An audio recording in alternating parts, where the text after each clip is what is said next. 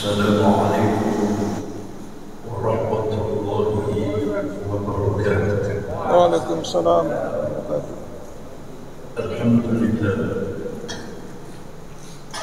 Alhamdulillahilladzi ahyana ba'da ma amatana wa ilayhi nusyur.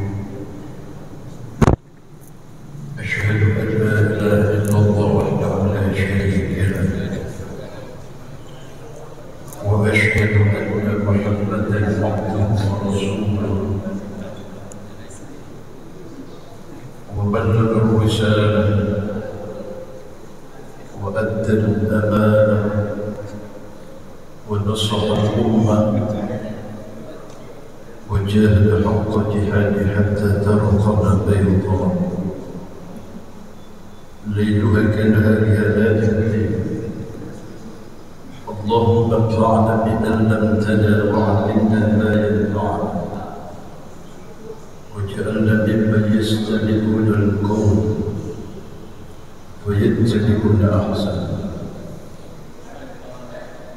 قال الله تعالى في كتابه الكريم: يا ايها الذين امنوا اتقوا الله وقولوا قولا سديدا يصلح لكم أعمالكم ويغفر لكم ذنوبكم ومن يطع الله والرسول فقد فاز فوزا عظيما. أما بعد، كل أمة يدخلون الجنة إلا من أبى. قيل: ومن يأبى يا رسول الله؟ قال: من أطاعني دخل الجنة ومن عصاني فقد أبى.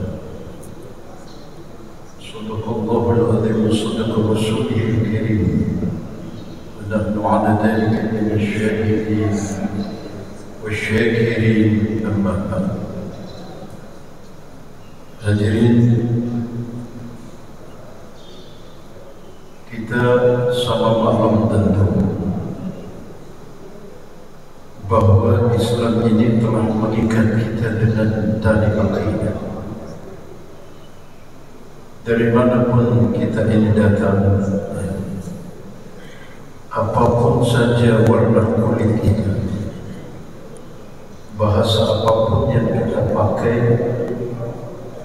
kalau akidah kita ini sama, maka kita adalah bersaudara. Ditegaskan ini oleh baginda Rasul Muhammad sallallahu alaihi wasallam: Inna Allah la yanzuru ila suwarikum wa amwalikum walakin yanzuru ila qulubikum wa a'malikum. Sesungguhnya Allah Subhanahu wa taala itu tidak melihat wajah kita, pangkat kita, kedudukan kita, jabatan kita. Itu bukan menjadi tolak ukur Allah memandang kita dengan pandangan rahmat. Bukan itu yang Allah lihat. Sesungguhnya yang Allah lihat, yang Allah pandang dalam diri setiap kita ini adalah hati dan amal perbuatan kita. Oleh karena itu, tentang sungguh tadi, wajah kita tadi, bahasa kita tadi, bangsa kita tadi, harta benda kita tadi,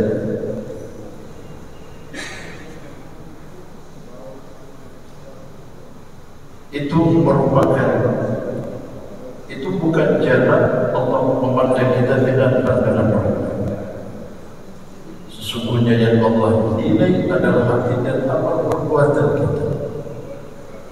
Oleh karena itu, tentang wajah kita, suku kita, sekali lagi kami ulangi, bangsa dan bahasa kita, Islam menganjurkan kita untuk senantiasa objektif saja. Sering kita dengarkan pepatah, antu bayuna janana asru ibantuli bajana diada. Dari di Bimba sebentar.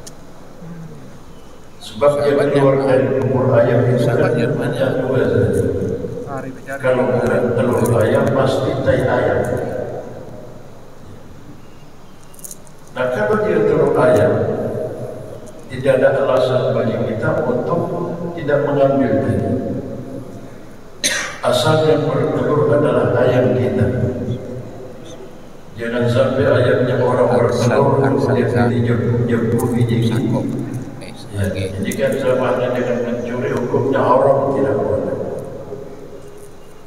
Maksudnya hadirin yang dimuliakan Allah, kalau kebenaran itu datangnya dari Allah dan Rasul, maka tidak ada jalan bagi kita untuk tidak menjadikan sebagai rule of thinking dalam kehidupan kita, sebagai jalan petunjuk bagi orang-orang yang tidak ilmu terhadap petunjuk.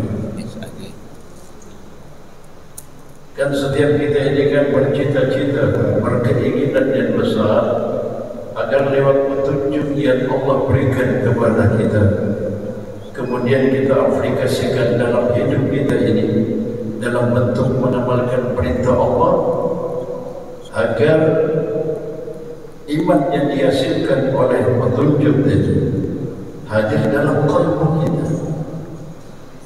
Kan itu saja yang kita inginkan, duduk di dalam singgasana hati kita yang menendang. Namanya kalau misalnya saya bertanya kepada orang yang memiliki satu toko misalnya yang kita miliki, itu keinginan kita dari toko tadi, atau sebagai seorang tujar, sebagai seorang pedagang tadi, agar dia mendapatkan laba keuntungan dari toko yang dimiliki.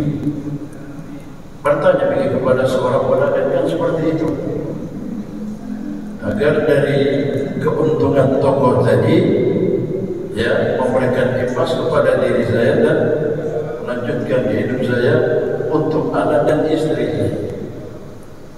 Ada orang yang memiliki 1 hektar sawah tanah yang dimiliki oleh orang ini.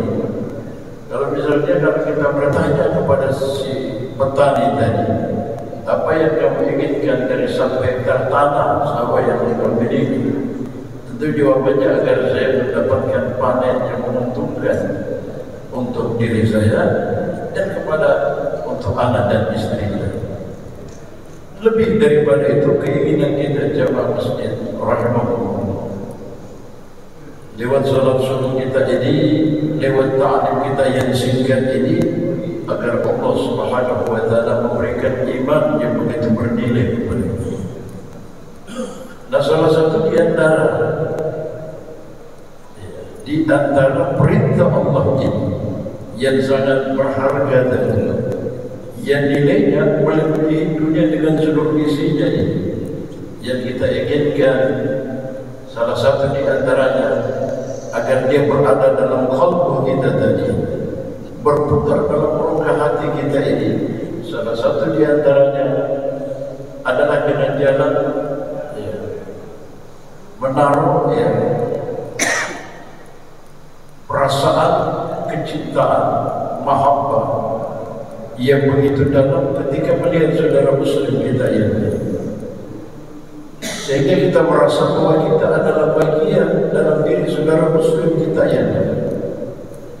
Saudara muslim kita yang lain pun harus memiliki perasaan yang sama bahwa dia adalah bagian dalam diri kita. Oleh karena itu dalam satu hadis Nabi menjelaskan, la yu'minu ahadukum hatta yuhibba li akhihi ma yuhibba li nafsihi. Dan belum sempurna iman kamu, kata Nabi, sebelum engkau cinta terhadap saudara kamu sebagaimana engkau cinta terhadap diri kamu sendiri. Bahkan dalam hadis yang sahih dijelaskan bahwa orang yang akan masuk dalam surga Allah itu adalah orang yang memiliki iman. Iman itu adalah syarat yang mutlak yang harus dimiliki oleh setiap kita yang menginginkan surga Allah Subhanahu wa ta'ala. Sementara surga, kata Nabi, hanya dimasuki oleh orang-orang yang beriman kepada Allah. Nah, syarat agar iman kita ini diterima oleh Allah?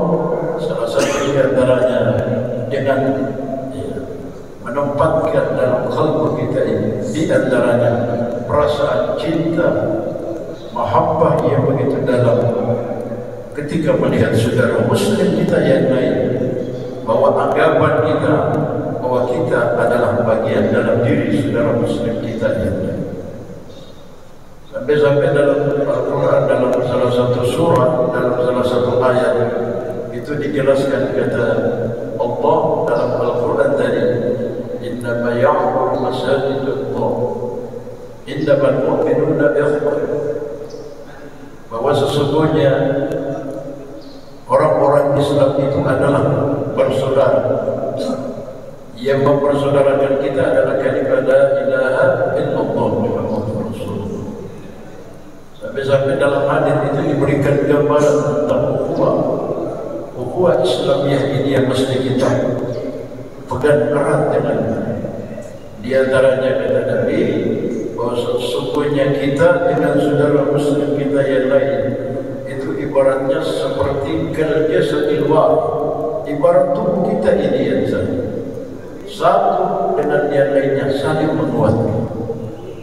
Bahkan dalam hadis yang lain Nabi menjelaskan kalbunya ibarat bangunan yang sangat kokoh, ya mungkin kurang lebih seperti bangunan masjid kita yang sangat mewah ini,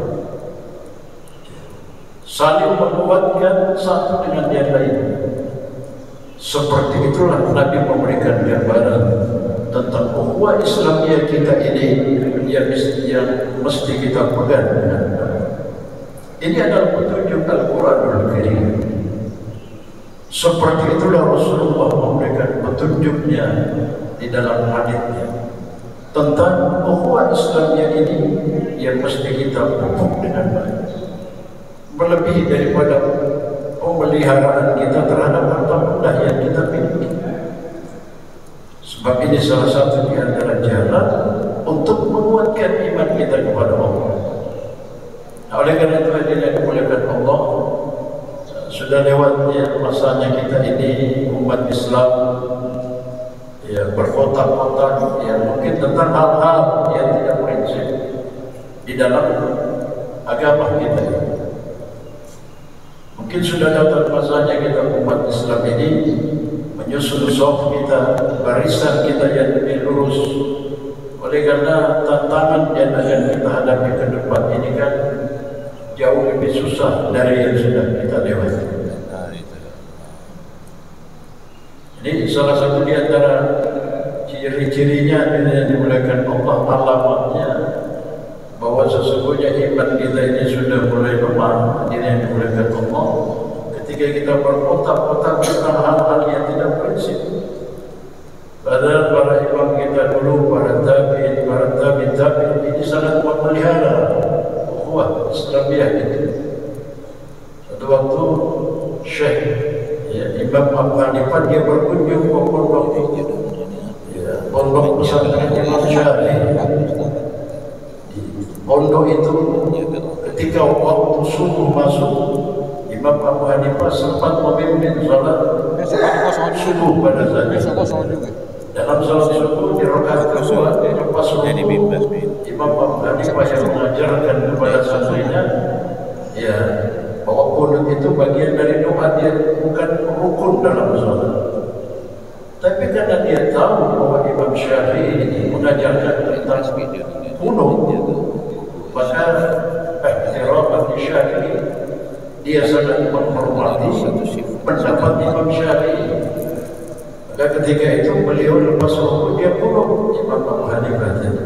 Lepas salat dia diserang oleh beberapa santrinya, ya Syekh, kamu mengajarkan kepada kami untuk tidak qunut dalam salat subuh, kecuali qunut yang khusus seperti qunut nazil. Maka apa kata Imam Abu Hanifah? Ihtiraman li Syafi'i, saya sangat menghormati pendapat Imam Syafi'i. Apalagi hal-hal yang tidak prinsip dalam agama kita ini. Persoalan menjaharkan bismillah ini kan persoalan yang tidak qat'i, dalam agama kita ini. Persoalan itu adalah persoalan yang sifatnya furu'iyah, yang terkadang menyebabkan hati umat Islam ini tidak bersatu. Tidak bersatunya hati umat Islam hari ini, ya. Tempat-tempat lain, saudara-saudara muslim kita menampakkan tidak bersatunya hati mereka. Ini satu tanda, ini satu alamat menandakan bahwa iman kita ini sangat lemah. Begitu lemahnya iman kita, sampai terkadang hal-hal yang tidak prinsip dalam agama kita ini yang menyebabkan hati kita ini tidak bersatu. Kalau kita lihat hadirin yang dimuliakan Allah hari ini, bagaimana perkembangan umat Islam, seperti saudara-saudara muslim kita di Gaza, di Palestina, belum lagi saudara-saudara muslim kita yang jauh dari perintah Allah Subhanahu wa Ta'ala. Mereka jauh dari mengamalkan perintah Allah Subhanahu wa Ta'ala dan sunnah-sunnah Rasulullah Sallallahu Alaihi Wasallam. Ini hadirin dimuliakan Allah, satu tanda, satu bukti bahwa lemahnya iman kita. Sementara kan kita tidak mau berbuat apa-apa untuk memberikan peringatan kepada saudara muslim kita yang jauh dari perintah Allah, yang kehidupan mereka jauh dari sunnah-sunnah Rasulullah. Atau saudara-saudara muslim kita hari ini yang terintimidasi, mereka tertekan di negara mereka sendiri, sementara mereka tidak mampu berbuat apa. Informasi ini kan sampai ke telinga kita. Kita baca lewat YouTube, baca lewat blog, lewat media lain, ya. Bagaimana perkembangan umat Islam hari ini. Seakan-akan hari ini nyawa umat Islam hari inilah yang paling murah. Sementara kan kita tidak mampu berbuat apa-apa untuk memberikan tindakan-tindakan dan sifatnya membalas kezaliman mereka. Saya berikan satu contoh hadirin yang dimuliakan Allah. Ini contoh yang sederhana saja. Seperti ada orang yang tidur di atas ranjang misalnya. Tidur di atas ranjang, tidak mampu berbuat apa-apa karena kondisinya, ya, medikalnya orang ini dalam kondisi sakit. Orang yang sakit kan dia tidak mampu berbuat apa-apa. Namun jawab mungkin kewajiban yang diberikan kepadanya. Ketika dia sehat, dia mampu buat, dia mampu lakukan. Tapi ketika kondisinya sakit, medikalnya dalam kondisi terganggu, maka tidak ada mampu yang mampu dia buat. Tidak dimuliakan Allah. Mungkin sebagai tanggung jawab kewajiban yang diberikan kepada. Karena kondisinya sakit, hadir yang dimuliakan Allah. Kalau misalnya ada orang mau tempeleng orang ini, musuhnya orang ini, maka orang ini dengan entengnya mampu lakukan hadirin. Kenapa? Karena kondisinya dalam keadaan sakit, tidak mampu memberikan balasan. Mengangkat air saja. Coba kita lihat, kalau kita jenguk keluarga kita, tetangga kita yang sakit di rumah sakit, mengangkat air satu gelas saja kan beratnya kita. Kenapa berat? Karena kondisinya dalam keadaan sakit. Jadi yang dimuliakan Allah, seperti itulah kondisi kita hari ini. Susah untuk ke masjid. Kita lihat saudara-saudara kita berat untuk baca Quran, berzikir kepada Allah, membasahi lisannya dengan zikrullah. Ini kan berat, hadirin yang dimuliakan Allah. Karena kondisi imannya dalam keadaan lemah. Kata Nabi Rasul menjelaskan, ya, bahwa orang yang memberikan salam itu kepada saudara muslimnya, maka itulah muslim yang paling baik, yang memberikan salam kepada orang yang dikenal, kepada orang yang tidak dikenal, memberikan pakaian kepada orang yang butuh terhadap pakaian, ya, memberikan minuman kepada orang yang butuh minuman dan pakaiannya. Itulah muslim yang paling baik. Tapi sampai hari ini dengan dimuliakan Allah, ini kan berat kita buat. Seorang sahabat Nabi dalam kitab Hayatus Sahabat itu dijelaskan, dia mengajak satu orang sahabat Nabi masuk ke dalam pasar. Di pasar diucapkan salam kepada orang yang berada di dalam pasar. Keluar dari pasar, sahabat Nabi yang diajak ini, dia bilang, apa kamu bawa saya masuk ke dalam pasar hanya untuk mengucapkan salam saja.